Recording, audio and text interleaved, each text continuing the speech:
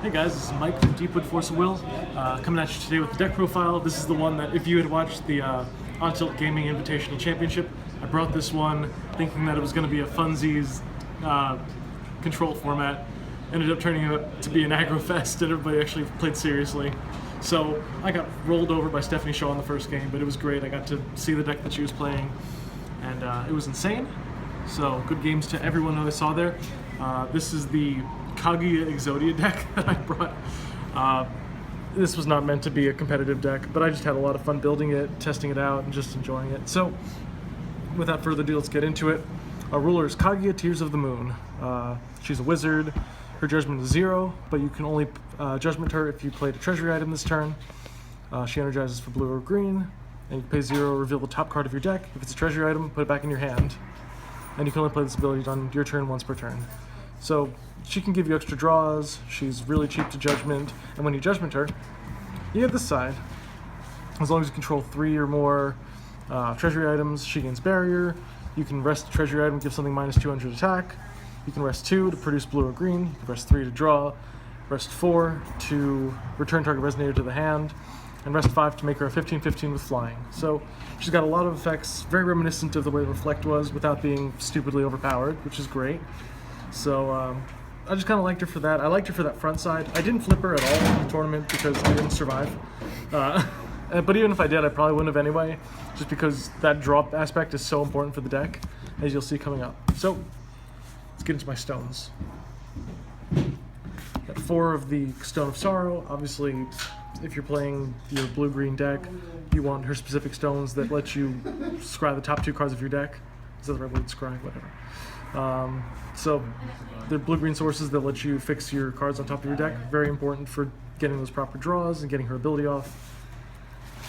4 Deepwood. I won't lie that this is probably the reason I picked this deck to bring to the tournament so I could represent Deepwood. But yeah, they're blue-green stones. And then blue-green stones. Oh, the deck was entirely blue-green. Wasn't anything else to it. I just wanted to make sure that I made it as consistent as possible. So make sure it was that. Misty stones, yeah. Going on to the main deck. We run 4 Tama, because Tama is 1-drop green that draws you a card. What's not to love? 4 Alice's Little Scout, a blue drop, lets you draw. Adombrali, when you sack these, you draw, and you produce cards. Super secret tech, Spirit of Yggdrasil. When you added something to it, like the additions that Kaguya plays, you draw.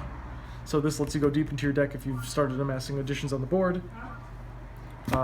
Mystia, manager of the Treasury, she searches your deck for an addition for a treasury item, adds it to your hand, and then when she leaves the field, such as being sacked by Adombrali,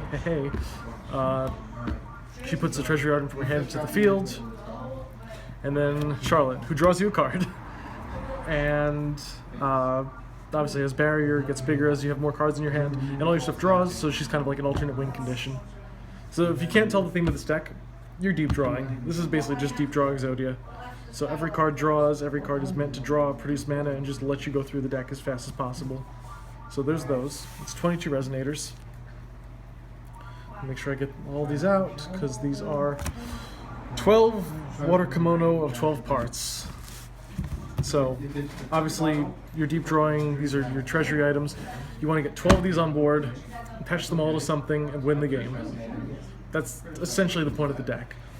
Charlotte's one of your best contestants because she has a barrier, so your opponent can't target her with anything, so you can safely equip these barriers, these kimonos, but attaching them to Spirit of Yggdrasil will let you draw a card, will let you play another treasury item, attach it to the Spirit of Yggdrasil, draw a card, hopefully the card you draw is a treasury item, and you just keep chaining off of that. So that was the idea of the deck going into this. Obviously you have alternate win conditions, you can deep draw. Kaguya herself can be a win condition if you get just 5 of these out and you don't want to go for the full combo. So water kimonos are fun. Are they going to see competitive use as a 12 of? No. Definitely not, but it was fun. And then to protect those, to the first moon. I didn't see this at all. Nobody was playing Heavenly Gust.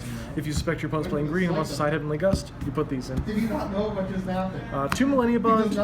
I expected to go into a control format, so of course I'm like, all right, I can stop chant spells, I can draw cards. It draws you cards. It didn't go off. And then Prison in the Lunar Lake, because I thought it would be a control format and it wasn't, and these things were dead in my hand the whole time. So these are just kind of tech choices. Obviously they don't contribute to the overall strategy of the deck, but more contingency. And then the side deck, which I saw some of. 1 Blazer Gale Rabus, just in case. And along with him, 2 Deathscythe, 4 Lightning Strike, and Skyscraper Giant. Took a page out of the Italian list, and I was like, all right, I want to try this thing out. There was no way I was going to see this thing in the matches I played, so whatever. The Deathscythe came in handy because I was playing against like a lot of Persia. Blazer would have been more helpful if it just didn't make a difference when they were just God's Arting me, so whatever. And then these things were never seen because I didn't sign the Blazer. More things that weren't seen. 2 Shackles of Ice. Shackles was mainly for activate ability and stuff. Face of the Kaguya mirror. It was bad. 2 Gale Force. I did side these in against the dry combo deck. I didn't see them, so I lost. 2 Heavenly Gust. I sided these in case I faced a Regalia deck. I didn't. I died first. And 1 Prison in the Lunar Lake. Nobody was playing Hook, so I didn't use it. That's the addendum. Just know that this next format, if you face Persia, you're probably going to have a bad time.